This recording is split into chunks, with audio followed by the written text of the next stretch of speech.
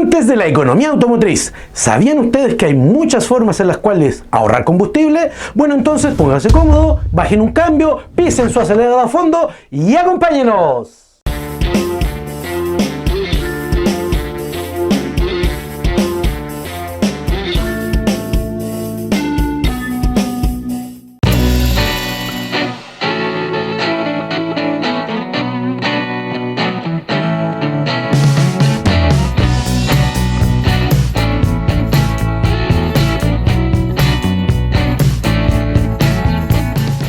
Una de las conversaciones más recurrentes en el canal es cómo se puede llegar a economizar de mejor manera el combustible. Y uno de los tips que más generó esta discusión fue el de si bajar una cuesta enganchado economizaba o no combustible. Vamos a comenzar con un mito muy popular. Toda la gente cree que andando con su auto con el vuelito sin acelerar y la caja de cambio en neutro ahorra combustible. Les voy a demostrar por qué no. Esto lo pueden ver en el enlace que estoy dejando acá. Pero realmente no nos hemos dedicado como canal a dar un listado de acciones las cuales ustedes pueden tener para realmente ahorrar combustible. Así que, ¿qué les parece si en su canal Los Tips del Profe, hoy vamos con eso? Voy a partir con lo que generó este video. El bajar una cuesta enganchado, vale decir, con una marcha puesta y sin acelerar, efectivamente va a hacer que bajemos nuestra cuesta más seguros, puesto que siempre vamos a tener el motor conectado a las ruedas y de esta manera podemos reaccionar ante cualquier imprevisto, pero por sobre todo nos va a ayudar a economizar combustible, puesto que no vamos a estar acelerando, el motor por computador va a cortar la inyección y no importa cuánto nosotros veamos que el tacómetro sube en RPMs. Estas RPMs son producto de que la rueda está moviendo el motor y no el motor movido por las combustiones. En este momento el computador cortó la inyección, no hay inyección, tenemos ahorro total, así que bajando una cuesta, siempre enganchado. Las ruedas son muy importantes en la economía del combustible porque son las que aplican el movimiento directamente desde el motor, así que tienen una incidencia muy grande. Y esta incidencia la podemos ver de dos maneras. La primera, la presión correcta de inflado. Tener un subinflado o un sobreinflado va a incidir directamente en cuánto combustible economizamos, ya que tener una rueda subinflada va a hacer que el motor se tenga que esforzar mucho más para mover a nuestro vehículo, así que no debemos inflarla bajo la presión de inflado. Si la sobrepresionamos y le metemos más aire del que necesita, efectivamente vamos a tener un poco de ahorro de economía de combustible, no mayor al 2%, pero al tener menos contacto la rueda con el piso, vamos a perder en estabilidad, porque el agarre va a disminuir y posiblemente nos pueda propender a tener un accidente. Así que ya saben, la presión es súper importante, debe ser la que dice el fabricante y como ya vimos en algún tip, esta puede estar o en el manual de propietario o en el marco de la puerta. Con las ruedas es que hay muchas personas que, creo yo, un sentido estético, gustan de cambiar los tamaños de las llantas, pasándose de, por ejemplo, una 14 pulgadas a una 18 o 20 pulgadas. Dado que estamos aumentando el radio de la rueda total, la disminución, la desmultiplicación que se produce desde el centro de la rueda, el torque que viene desde el motor hacia la superficie de avance, la banda de rodeo del neumático, se incrementa. A mayor radio, más disminución de fuerza de arrastre. Y esa disminución en la fuerza debemos aumentarla o compensarla presionando el acelerador. Así que a mayor tamaño de llanta, menor economía de combustible. Tal es tener nuestro vehículo con todas sus manutenciones al día, no saltarnos ninguna, ya que el correcto funcionamiento, el correcto y oportuno cambio de todos los componentes y la comprobación de su estado va a hacer que nuestro motor trabaje calibrado, trabaje como relojito, y entre más calibrado esté, mejor va a ser su funcionamiento y por ende su economía. Y ligado al tema de las manutenciones está que el cambio de los elementos que siempre se hace, los filtros, ya sea de aire, combustible o aceite, siempre tenga que tener la mayor de las calidades. Y esto lo podemos lograr con un filtro de equipamiento original o con un alternativo de calidad premium. Así que siempre, ojo con los repuestos. Y lo último en cuanto a las manutenciones, el aceite. Ya vimos en el tips de los aceites que no podemos estar haciendo un cambio antojadizo de qué aceite debe ser nuestro motor. Siempre tiene que ser la norma requerida por el fabricante, ya sea SAE, API, ASEA o la que refiera. siempre debe ser cumplida a cabalidad y nunca estar cambiando. Si nosotros cambiamos el aceite por uno que nos recomienden sin ningún apoyo técnico, podemos no solamente estar gastando más combustible, sino que además generándole daños al motor.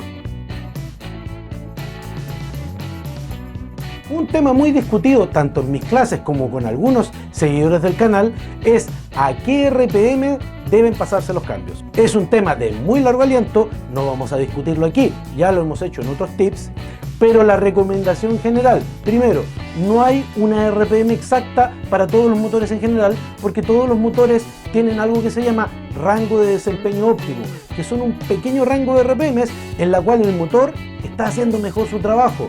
La idea es averiguarlo, las fichas técnicas siempre vienen cuando nosotros compramos un vehículo nuevo, o es muy fácil también de encontrar en internet, y la idea es, dado que ya conozcamos este rango, mantener a nuestro motor funcionando siempre dentro de ese rango. Si queremos economizar más, acerquémonos más a donde comienza el rango, y si queremos siempre estar dentro de la mejor economía, mantengamos a nuestro motor dentro de ese rango.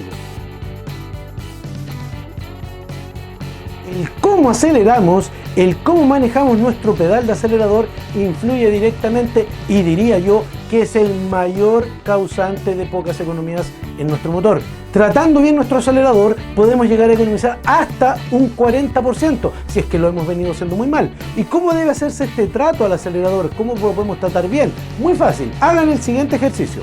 Imagínense que entre su pie y el pedal del acelerador existe un huevo, y que cada vez que ustedes aceleran no deben quebrar este huevo. Esa es la mejor forma de tratar a nuestro acelerador, con cariño, con paciencia, paulatinamente. El estar haciendo cambios de aceleración, ya sea acelerando mucho o frenando mucho, va a incidir directamente en cuánto consume nuestro motor. Entre menos hagamos estos cambios de acelerar y frenar, y entre mayores sean los tramos donde permanezcamos a velocidades constantes, mayor economía vamos a lograr.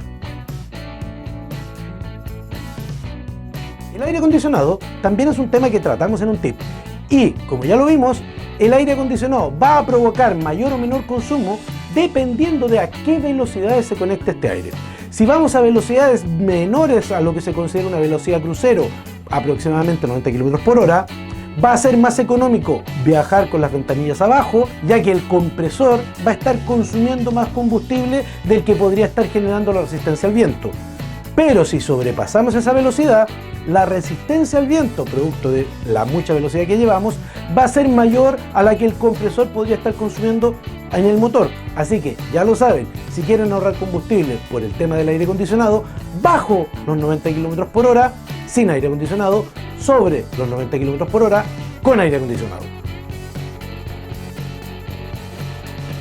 Muchos de los temas los hemos tratado en tips individuales, y el de las gasolinas no es una excepción. Una gasolina, en cuanto a su octanaje, solamente dice cuán difícil va a ser que combustione. Es un antidetonante y solamente está ahí para que se adapte a las diferentes relaciones de compresión. No tiene absolutamente nada que ver ni con la potencia generada ni con la economía de combustible. Así que cambiarse de octanaje pretendiendo obtener solo por ese hecho un ahorro de economía de combustible es una acción totalmente errónea, e inclusive podría llegar a generar daños en tu motor. Mucho se cree que siempre mantener el estanque lleno va a ahorrar combustible, y esto se puede generar debido a que el sensor que mide el nivel siempre está superado por un tanque sobrelleno. Así que el nivel superior o la primera mitad del estanque aparentemente va a bajar mucho más lento que la segunda mitad, y esto es simplemente un efecto por el tipo de sensor y la cantidad de combustible puesto en el estanque. No hay ninguna diferencia entre lo que consume el motor en el primer nivel o en la primera mitad del estanque y en su segunda mitad. De hecho, conducir con el estanque completamente lleno va a hacer que consumamos un poco más de combustible, porque la mitad de peso más que si tuviéramos el estanque a medio nivel va a hacer que el motor tenga que trabajar en exceso, así que va a estar consumiendo más combustible. Si realmente quieren ahorrar algo de combustible, que tampoco es mucho, por un tema de estanque, mantengan siempre el estanque a la mitad. Si tenemos un vehículo pequeño y tenemos que salir de vacaciones, tenemos poco espacio para cargar, y generalmente compramos estas cajas adosadas al techo que nos permiten llevar más equipaje. Pero habitualmente, así como no tenemos espacio dentro del auto para cargar equipaje, tampoco hay espacio dentro de nuestras casas o departamentos para guardar esta caja. Y esta caja se queda montada arriba del auto. Y esto es un enemigo brutal contra la aerodinámica de diseño del automóvil, lo que va a hacer definitivamente que consumamos más combustible. Si tenemos estas cajas, debemos hacer lo posible, si queremos ahorrar combustible, en desmontarlas en el momento o durante el periodo que ya no la estemos usando.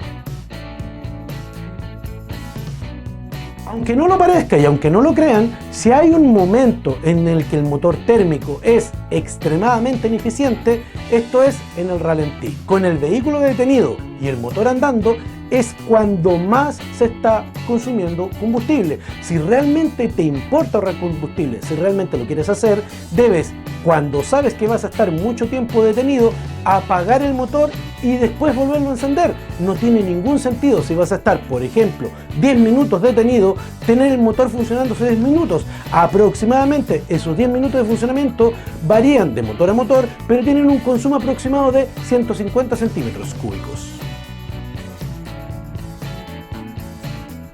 Cuando queremos cargar combustible, debemos ser muy cuidadosos con la estación de servicio que elijamos. De preferencia, yo siempre he recomendado buscar una que nos garantice calidad de combustible y quedarnos ahí. Pero muchas veces, porque hay alguna oferta de unos 10, 15 o 20 pesos más barato de combustible en una estación de servicio a 60 kilómetros de distancia, hay quienes recorren toda esa distancia para poder llenar sus estanques de combustible ahorrándose 1.000 y 2.000 pesos por estanque. Les cuento, lo que nosotros ahorramos por estanque no va a compensar o va a compensar muy poco todo lo que gastamos en combustible en recorrer esas distancias. Así que la recomendación en cuanto a dónde cargar el combustible es: busque una estación de servicio que le genere confianza y que además tenga una buena economía en su precio, pero que siempre esté dentro de su recorrido habitual, que no se tenga que desviar. ¿Te gustaron los consejos que te acabamos de dar para que puedas ahorrar combustible? Si es así, no olvides suscribirte al canal, darnos un buen like y sobre todo compartir este capítulo y todos los del canal con todos tus amigos y en todas tus redes sociales. Por lo demás, hasta el siguiente capítulo.